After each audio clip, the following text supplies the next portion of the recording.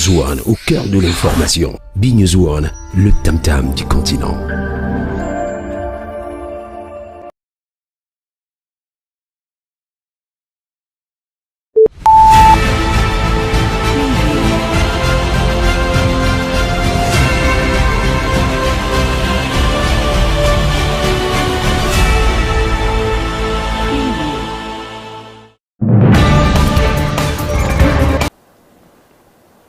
It's Tuesday, the 23rd of December, 2025. Good evening, televiewers, and welcome to the 6:30 p.m. news. We are live from Yaoundé, Cameroon's political capital.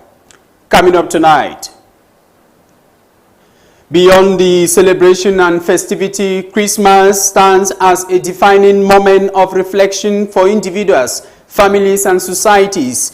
It is a season that underscores the enduring power of hope, love, and renewal values that remain essential in a world confronted by uncertainty and hardship. As communities commemorate the birth of Jesus Christ, Christmas calls us to reaffirm the principles that strengthen social cohesion, restore dignity, and guide humanity forward. In sports, Cameroon's indomitable Lions kicked off their quest for a 6th Africa Cup of Nations title this Wednesday, December 24, when they faced neighbors, the Panthers of Gabon, in their opening Group F match in Morocco. With 3 points at stake and national pride on the line, the Lions aim to make a commanding start in a group that also features Ivory Coast and Mozambique. Those were the top stories of the 6:30 p.m. newscast. We develop these and more for you in a minute ahead.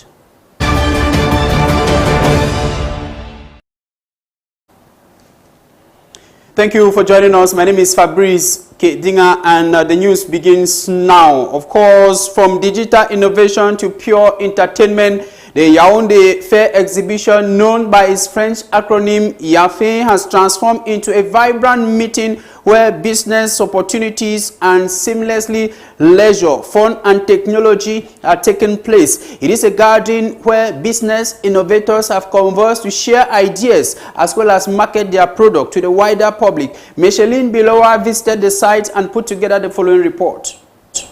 Open on December 19, YAFE 2025 continues to draw large crowds, offering visitors far more than traditional trade stands. This year's edition combines entrepreneurship and entertainment, featuring playgrounds for both adults and children, virtual reality experiences, gaming zones, and live animations that keep the fairgrounds alive from morning to night. Among the exhibitors are digital entrepreneurs, leveraging the massive audience to introduce new services. The product actually we are selling is known as Fosa Bet, and we do mostly with Paris sportives. That is, we do online betting, offline betting, virtual games, casino games, aviator, any type of games they want to bet, basketball, volleyball, hockey, and much more. We are one of. Beyond innovation, YAFE remains a family-friendly space.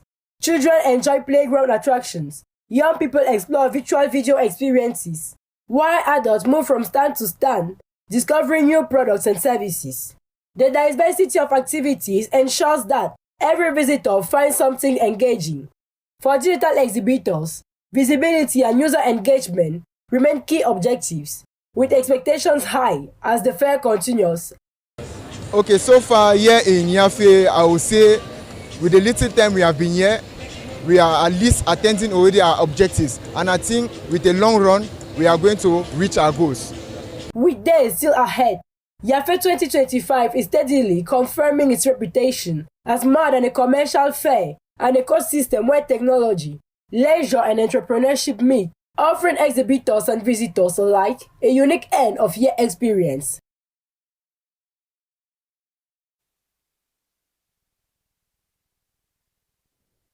The Yaoundé Fair. Away from that, in the wake of the October 12, 2025 presidential election, questions over election data and public trust have dominated discussions. Yesterday, Cameroon's Minister of Territorial Administration, Paul Atanganji, met with top officials of the Cameroon Bar Association, and this was to exchange ideas and present concrete data that were obtained during the election period. Let's have the outcome of that meeting between Paul Atanganji and Barrister Mba Eric Mba in the following report. Cameroon's Minister of Territorial Administration, Paul Atanganji, on December 22, 2025, met with members of the Cameroon Bar Association to address issues surrounding the October 12 presidential election. The meeting held in Yaoundé was attended by senior officials of the Bar Association, led by its president, Barrister Mba Eric. Discussions focused on official statistics from the presidential pool and the circulation of what the minister described as contradictory figures in the public space. During the exchange, Minister Atanganji presented official data related to voter turnout, results compilation, and the overall conduct of the election, insisting that the figures released by competent state institutions remain the only valid reference. Cases of looting, petrol stations burned down, the post office burned, vandalized, private homes, electoral offices, and other public and private property completely destroyed by young Cameroonians who have nothing to do with the process. You will agree with me that a young man of 12, 13, 14 years is not part of the process. He cannot vote. But most of those who were recruited to perpetrate these acts of vandalism were either criminals, ex-convicts, or young Cameroonians who have nothing to do, let's say, with the process. So you, the Batonia, as men of law, we should give you the reliable information so that we should stay at the same level of information. According to the minister, the circulation of conflicting statistics by some individuals and platforms is creating confusion and projecting Cameroon in a false light at both national and international levels. He called for responsibility and professionalism in the handling and dissemination of electoral information. Members of the Cameroon Bar Association, for their part, emphasized the importance of transparency, respect for the rule of law, and institutional dialogue in preserving public trust and social cohesion following the election. Elements of the forces of law and order go above board. Some go above board, and we must be able to say either it is wrong, whether it is a gendarme, whether it's a police, or whether it's a lawyer. There is nobody that is above the law. There's nobody. There are cases that we know, it's written, and I have been seized officially of a particular case in Douala where a man was shot, not at the brigade, not in the demonstration, but in the quarters. Until this day, the wife is clamoring for the cops. She's not been able to. I sent a team to go to Douala. The team went, met the military state council, the commissariat gouvernement, and they requested that it should be a formal request. It was written. They went to the mortuary. The mortuary said no, it should be the director of the hospital. They went to the director of the hospital. The director said he was waiting for instructions from the hierarchy. The meeting forms part of ongoing consultations between government authorities and professional bodies as Cameroon navigates the post-election period.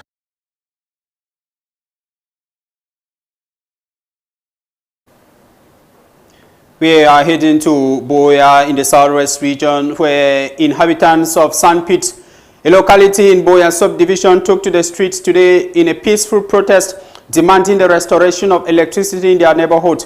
These inhabitants say they have gone for close to 6 months without electricity. This angered them as they took to the street to show their frustration and called on authorities to ensure that electricity returns. Micheline Biloa.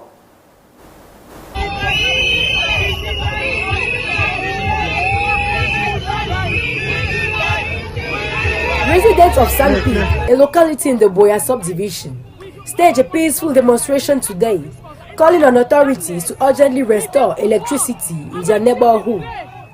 According to participants, Sandpit has been without electricity for over 5 months, causing major disruptions to households, businesses, and schools.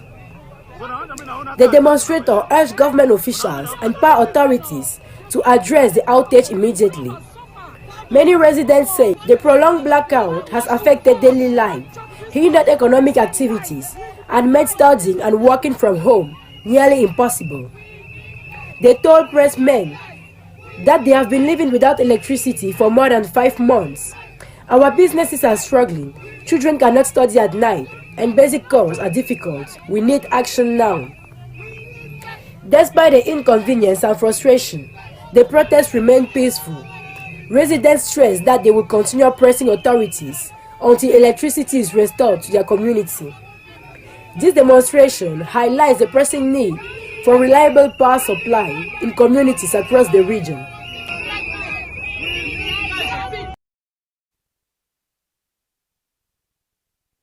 As are clamoring for electricity, others suspect that a power short circuit early this Tuesday morning at the OIC market in Great Sopo ravaged section of the market and caused enormous damage. Elements of the firefighting brigade from Mutengene were called in to service the situation. In the meantime, business has returned in that market, as you hear in the following report with you, Micheline Biloa. According to eyewitnesses, the fire started around 6 a.m., possibly triggered by an electrical fault. Flames quickly engulfed one shop, putting nearby stalls and goods at risk. Panic spread as traders tried to salvage their belongings. Firefighters from Mutengene responded swiftly, containing the blaze and preventing it from spreading further. In the process, a few neighboring shops were also damaged as firefighters worked to secure goods. Market activities have resumed despite the damage. Traders are now assessing their losses, while authorities urge shop owners to inspect electrical installations to prevent further incidents. The fire comes at a particularly challenging time, with Christmas just around the corner, but the resilience of the market community is evident as they prepare to continue with festive sales.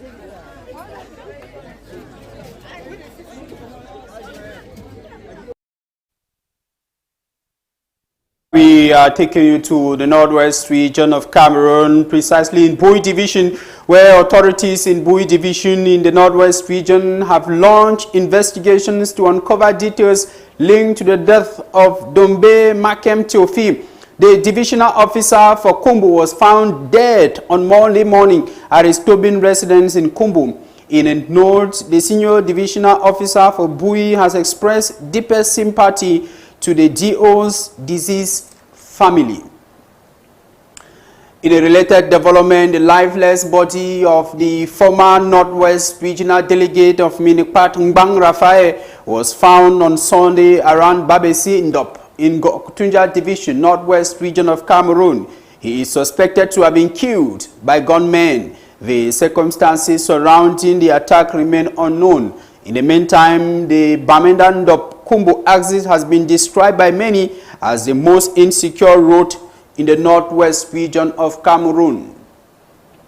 As we told you in our top stories, as the world lights up with decorations and festive cheer, Christmas reminds us of something far greater than celebration. It is a season that calls on the very best of humanity, a time for hope to rise, for love to shine, and for the human spirit to be renewed, even in the face of hardship and uncertainty. The following report reminds us of the importance of celebrating Christmas.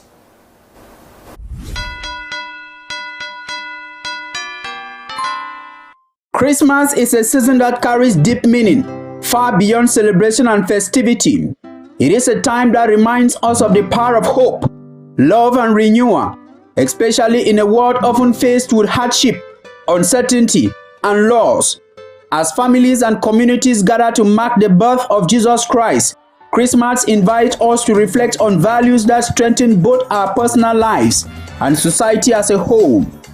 At its core, Christmas is a message of love and sacrifice. It encourages compassion, forgiveness, and generosity, values that are essential in building peaceful and resilient communities. During this season, simple acts of kindness, sharing a meal, offering support to a neighbor, or reaching out to the less privileged can bring comfort and restore dignity to those in need. Christmas teaches us that giving is just as powerful as receiving. The celebration of Christmas also plays a vital role in emotional and social well-being. It brings families together, bridges differences, and renews relationships that may have been strained throughout the year. In times of difficulty, the joy of Christmas rekindles hope and reminds people that challenges are temporary and that better days lie ahead. Beyond its spiritual and social impact, Christmas is a season of reflection and gratitude. It offers an opportunity to appreciate life, cherish loved ones, and look forward to the future with renewed faith. As communities celebrate Christmas, they reaffirm unity, resilience, and the belief that light will always overcome darkness. Ultimately, celebrating Christmas is about embracing hope, spreading love, and renewing the human spirit, values that remain relevant long after the season has passed.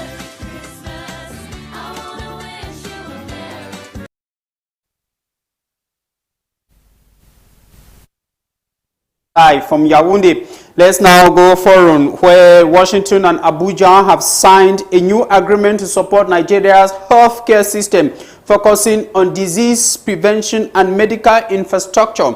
And also, President Gustavo Petro of Colombia has declared a state of economic emergency to address rising inflation and mounting fiscal pressure. We have a compilation of the World News Roundup with you, Micheline Biloa. The United States and Nigeria have signed a new agreement to strengthen Nigeria's health system, focusing on disease prevention, maternal care, and access to essential medicines. The deal comes as Washington restructures its global aid strategy and aims to ensure continuity in health services previously supported through international programs. Nigerian authorities say the agreement will help improve healthcare delivery nationwide and reinforce long-term cooperation between both countries. The United Nations has renewed its call for the protection of civilians in Sudan and urged donors to urgently fund humanitarian aid operations. The appeal comes as fighting between the Sudanese army and the Rapid Support Forces continues to displace millions and worsen food insecurity. The UN warns that without increased funding, life-saving assistance could be scaled back, further deepening what it describes as one of the world's worst humanitarian crises. In Colombia, President Gustavo Petro has declared a state of economic emergency, citing rising inflation, budget pressures, and social inequality. The measure allows the government to adopt exceptional financial policies aimed at stabilizing the economy and protecting vulnerable populations. While the presidency says the decision is necessary to prevent economic slowdown, critics fear it could weaken institutional checks and balances.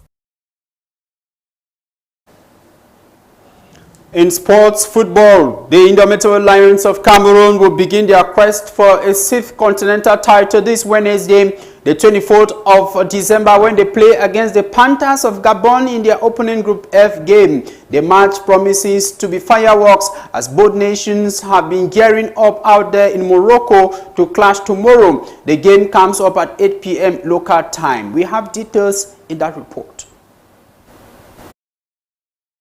Cameroon will launch their quest for a 6th Africa Cup of Nations title on Wednesday, December 23, when they face neighbors Gabon in their opening Group F match of the 2025 tournament in Morocco. The encounter will take place at the Stade Adra in Agadir, as the indomitable Lions seek an early statement in the group that also includes Ivory Coast and Mozambique. The game kicks off at 8 p.m. local time. The Lions arrive at the competition with renewed ambition after an intensive preparation camp, aiming to bounce back from mixed performances in recent international outings. Coaching staff have emphasized discipline, balance, and efficiency as key priorities ahead of the tournament opener. For Gabon, the match represents an opportunity to upset one of Africa's most decorated football nations. The Panthers will be relying on collective organization and defensive solidarity as they attempt to secure a positive start to their campaign. However, injury concerns within the squad could affect their attacking options. Historically, Cameroon holds the upper hand in encounters against Gabon at major tournaments, but officials on both sides acknowledge that opening games often come with pressure and unpredictability. With 3 points at stake, Wednesday's clash is expected to be tightly contested as both teams look to gain early momentum and strengthen their chances of advancing to the knockout stages. AUCUN 2025 continues across several Moroccan cities, with the matches running on to January 18, when a new African champion will be crowned.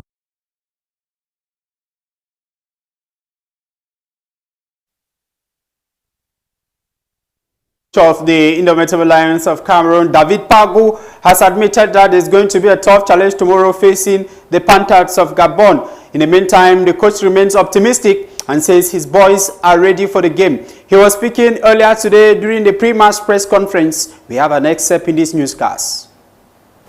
Okay, everybody, good morning. You know that the coach Pagu David and Damana fulfilled. So, and then you know how my team play. I go up and do Decembre because I'm not change my feeling. Football total, and then we train as we want to play, and then we play as we train. So tomorrow you are going to see that. Thank you, coach. Thank you, NOUS. We wish you good luck tomorrow. Thank you, guys. So the training session of Cameroon is that. Now, what does football pundits, football consultants think about tomorrow's game? We have the reaction of Lawrence Kedekutsi, the national station.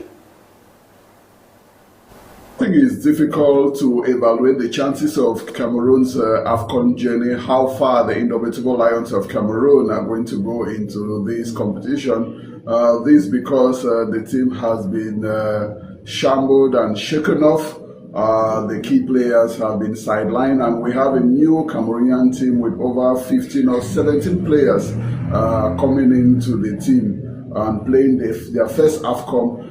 And we have the latest Kofan, who just came yesterday or 2 days ago, joining the team for his first time. So we have players coming to the team for the first time, and we have others who are going to play the competition, the AUCUN, for their very first time. So with a new coach, and we don't know what to expect from this team. We haven't seen the team really perform. I think we already had one friendly game against a local Moroccan side that ended up in a draw, and so many people were alarmed. But I believe that we have a team that has an average age of 25 years, and I think this youthfulness, and it all depends now on the envy of the players, this youthfulness can contribute in boosting the team, in working on its physicality. Coach David Pagu just have a few days to put in place a team, to put in place a strategy, and to blend this composite of good players, to blend them together to form a team. And I think it's really going to be difficult. When you look at the charts, the odds, many have put Cameroon among the underdogs. I mean, nobody practically is counting on the Indomitable Lions of Cameroon, apart from the players themselves and the Cameroonian population. So it's very, very difficult to predict how far Cameroon is going to go, but I believe opening the game against Gabon will be very decisive. If we have a good performance against Gabon, if we don't lose the game against Gabon, if we have a victory against Gabon, then obviously I believe we can manage the rest and see how Cameroon can go into the knockout stages.